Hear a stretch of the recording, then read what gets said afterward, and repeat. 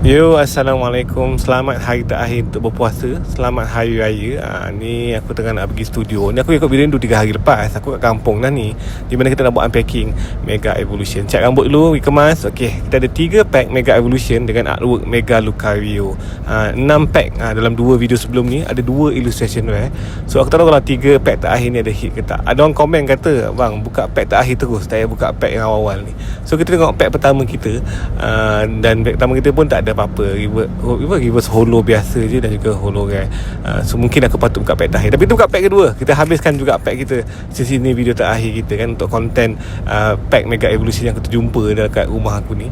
Helioptile, Abra, kita ada apa lagi, Pokemon lain, Lily, dan juga kita ada illustration Helioptile. Aku tak expect juga ada illustration Kira daripada 8 pack so far, kita ada 3 illustration nice lah. Dan pack terakhir kita, adakah ada last pack magic?